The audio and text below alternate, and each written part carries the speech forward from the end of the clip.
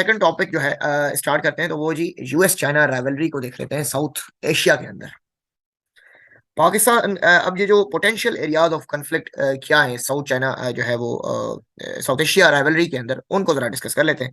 तो सबसे पहला हमारा जो हेडर है जी वो है Indo Pakistan India Pakistan conflict. सबसे पहले साउथ एशिया में ये राइवलरी है, और जी यूएस और चाइना जो है वो इस राइवलरी में ऑलरेडी इन्वॉल्व हो चुके हैं। क्यों? क्योंकि वो पाकिस्तान और इंडिया को जी मिलिट्री इक्विपमेंट प्रोवाइड करते रहते हैं।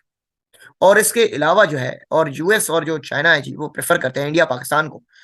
वो ये भी बात का जायजा रखते हैं कि ये जो इन दोनों के बीच में जो कोई जो स्ट्रेटजिक मिसकैलकुलेशन ना हो जाए, या अगर इनके बीच में कोई वार हो जाती है तो वो एस्केलेट ना कर पाए। ठीक है? क्यों? क्योंकि दोनों कंट्रीज के पास जो है वो न्यूक्लियर न्यूक्स हैं। तो ये एक जो है अप्रोच हो गई, हाइड एंड बाइट वाली अप्रोच। ठीक है? तो अगर हम देखते हैं कि चाइना पाकिस्तान जो रिलेशंस हैं, और फिर यूएस इंडिया जो अलाइनमेंट्स हैं, अगर वो डीपन हो जाती है, और ये जो इस कंटेक्स्ट में कि अमेरिका और चाइना की जो कंपटीशन है वो हाइटन हो जाती है, तो ये जो क्रेडिबिलिटी है और पार्टनरशिप है वो चेंज हो जाएगी। वाशिंगटन और फिर बीजिंग जो है सिचुएशन को डिफरेंट सेंस से देखेंगे। और इसमें यह भी हो सकता है कि ये मे भी रिलक्टेंट हो या फिर प्रेशर करें इन दोनों कंट्रीज को कि जो है आप डी एस्केलेशन की तरफ जाएं और डिप्लोमेटिक सपोर्ट भी प्रोवाइड करें। अगर आप पाकिस्तान के सेंस में देखते हैं चाइना का केस, तो पास्ट में चाइना जो है ना पाकिस्तान की रिलेक्टेंट रहा है इंटरवीन करने में पाकिस्तान के बिहाफ पर। लेकिन इस वक्त ये सिचुएशन चेंज है। क्यों? क्योंकि भाई इस वक्त चाइनीज सिटीजन जो है वो सबसे ज्यादा पाकिस्तान में मौजूद है। तो ये मे भी जो है वो चाइना को अपने स्टांस चेंज करने में हेल्पफुल करेगी, और greater Chinese efforts to de-escalate the situation और ग्रेटर इंडियन कॉशन। तो फिर इसी हम यूएस चाइना राइवलरी के अंदर देखते हैं जो है सेकंड जो फैक्टर है वो जी चाइना इंडिया कॉन्फ्लिक्ट।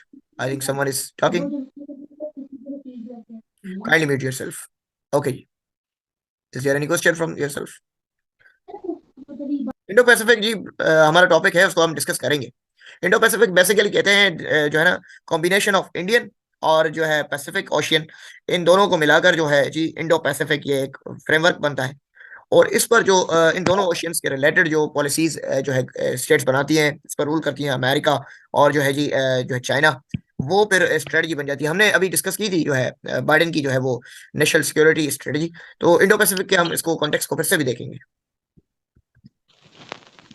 और जरा हम चाइना और इंडिया कन्फ्लिक्ट को देखते हैं। अनदर सिनारियो यहाँ पर ये आ जाता है कि जो चाइना और इंडिया का कन्फ्लिक्ट है वो एक या तो जो है टू फ्रंट वार हो सकता है, या फिर वो India against China and Pakistan भी हो सकता है। और हम देखते हैं कि वेरियस कंटीजेंसीज हैं जो कि इस वार की तरफ यूएस और चाइना की, या चाइना इंडिया की वार की तरफ लेकर जा सकती हैं। लेकिन चाइना और इंडिया की सबसे ज्यादा जो वार हो सकती है वो जो है बाउंड्री कन्फ्लिक्ट। हमने देखा कि लद्दाख अक्साई चिन के हमें थोड़े थोड़े स्क्रम्शिश मिले। तो ये जो वार स्टार्ट हो सकती है बिटवीन चाइना और इंडिया, वो ये बाउंड्री कन्फ्लिक्ट के सेंस में हो सकती है। और हम देखते हैं कि इस वक्त जो प्रेजेंट साइनो इंडिया क्राइसिस है उसमें अमेरिका ने इंडिया को डिप्लोमेटिक सपोर्ट, इंटेलिजेंस और फिर जो है मिलिट्री सप्लाईज प्रोवाइड किए। तो यूएस जो है वो कोई ऐसी ट्रीटी कमिटमेंट तो नहीं है इंडिया के साथ, लेकिन वो चाहेगा कि वो इसके साथ चाइना के साथ काफी इन्वॉल्व हो कंटेनमेंट पॉलिसीज में, और वो सपोर्ट करने के लिए आएगा यूएस जो है इंडिया की, अगर ये यूएस चाइना और जो कन्फ्रंटेशन है और चाइना इंडिया कन्फ्रंटेशन है वो एडवर्सरियल रिलेशन की तरफ प्रमोट हो जाती है। तो ये पॉइंट जो है वो थिंक करने पर फोकस करेगा जो है रीजनल बैलेंस, और फिर इसकी क्रेडिबिलिटी किस तरह स्टेक होल्डर्स प्रमोट करते हैं। अच्छा जी, फिर इसी साउथ चाइना सी भी पार्ट है वैसे अलग जो इंडो पैसिफिक का ही है, लेकिन हम जो है इंडियन ओशियन की जरा इसके अंदर साउथ एशिया के अंदर जरा अ, थोड़ा सा मैं ब्रीफ कर लेता हूँ। तीसरा सिनारियो ये साउथ एशिया की राइवलरी में, यूएस चाइना राइवलरी में जो है वो हो सकता है जी कि जो है third scenario could follow from the attempts real perceived by the US China to obstruct each other access in the Indian Ocean region. अब अमेरिकन जो पॉइंट ऑफ व्यू है वो है जी freedom of navigation. UN laws of seas laws convention 1982 के मुताबिक ये जो इंटरनेशनल वाटर्स होते हैं, यानी आप जो है 12 नॉटिकल माइल्स के बाद जो स्टार्ट हो जाते हैं वो इंटरनेशनल वाटर्स होते हैं, यानी आप किसी की जो है यहाँ पर एक्सेस को रोक नहीं सकते। तो यहाँ पर ये हो सकता है कि अगर तो राइवलरी इंक्रीज हो जाती है तो इंडियन ओशियन रीजन के अंदर जो है चाइना या फिर इंडिया प्लस यूएस जो है वो चाइनीज एक्सेस को रोक दें इसके अंदर जो है। और फिर ये और भी हो सकता है, ये जो क्लेम है फ्रीडम ऑफ नेविगेशन का, इसको थ्रू बेस्ट एक्सेस के थ्रू जो है लिमिट कर दिया जाए अदर कंट्रीज के लिए भी। ठीक है? और उसके साथ मिलिट्राइजेशन हम देख रहे हैं कि इस रीजन में इंक्रीज होती जा रही है, और फिर जो है एक्सप्लॉयट करना मेरीन रिसोर्सेज को।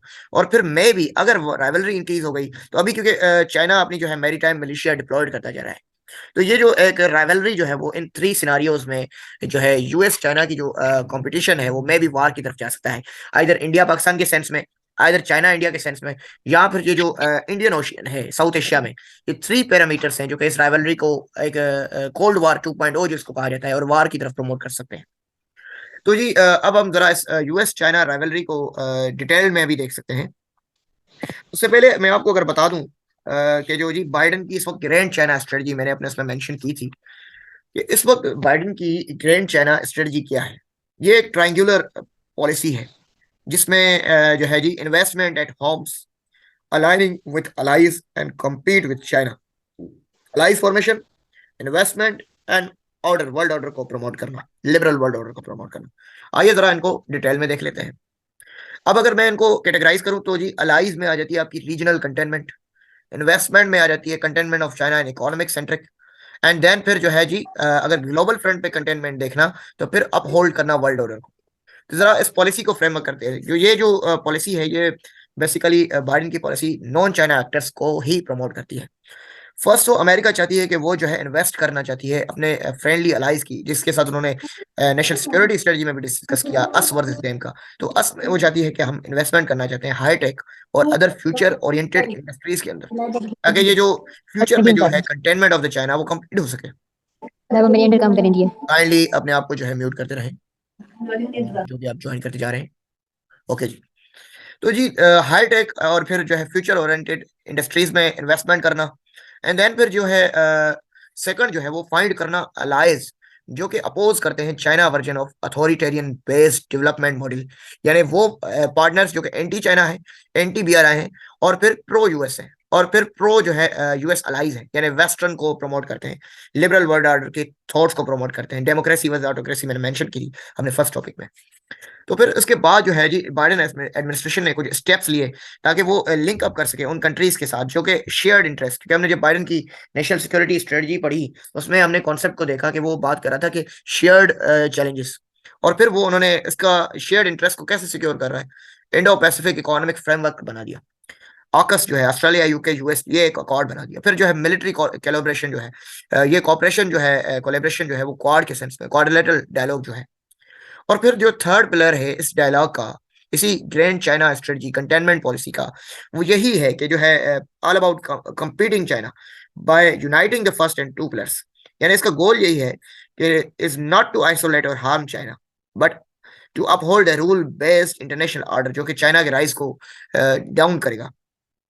और फिर जो है जी अगर हम इसकी मेजर जो है कंफ्लिक्टिंग जोन्स अगर डिस्कस कर दें कि ये इसके बीच में ये तो क्या, अगर क्वेश्चन मैं आपसे कहूं कि क्या ये सिर्फ जो है कंपटीशन कंपटीशन है, क्या कॉपरेशन है ही नहीं इनके बीच, तो ये बिल्कुल भी गलत हो जाएगा जी। कुछ लिटिल स्कोप है अमेरिका और जो है यूएस के चाइना के बीच में जो है कॉपरेशन का। ब्लिंकन कुछ एरियाज को बताता है जो है वो कहता है कि यूएस और चाइना जो है वो कॉपरेट कर सकते हैं लार्जली फेमिलियरली कुछ इश्यूज में लिटिल रियल ट्रैक्शन के लिए। क्लाइमेट चेंज में कॉपरेशन हो सकती है यूएस चाइना की, कोविड 19 में हुई और हो सकती है इन फ्यूचर, क्योंकि अभी variants of new Covid 19 China में और डिटेक्ट हो रहे हैं। न्यूक्लियर प्रोलिफरेशन में कॉपरेशन मुमकिन है, सिंथेटिक ड्रग्स में, और फिर ग्लोबल फूड क्राइसिस, वाटर लिया ना। अच्छा, तो ये एरियाज हैं जिनमें